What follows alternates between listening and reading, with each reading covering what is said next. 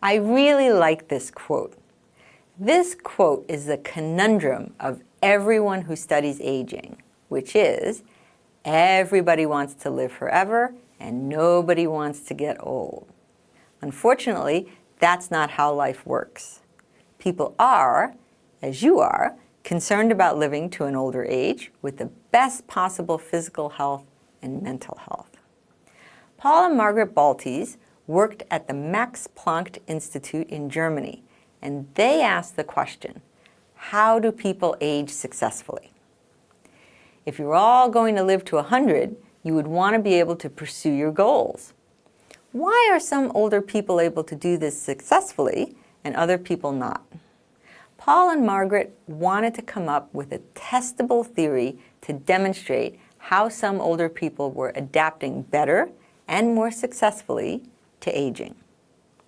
They came up with their theory of selection, optimization, and compensation. What do those things refer to? Selection includes identifying goals, prioritizing them, and determining how to know you've achieved them. Optimization refers to maximizing performance to facilitate success. Compensation refers to adapting to limitations that interfere with goals and may include the use of assistive technology. This theory from geropsychology is very influential in the field of gerontology. Now, what does that look like in practice? A real-life example is Arthur Rubinstein.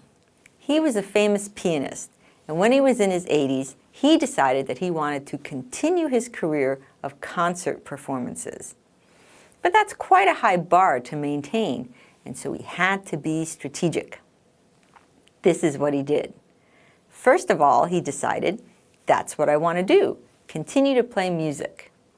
Then he picked the musical pieces that were really meaningful for him, that he wanted to keep playing, and he ditched the rest. Then he took those pieces and practiced them a lot, practiced them more than he did when he was younger, because he knew he needed to practice them more at his age to play them perfectly.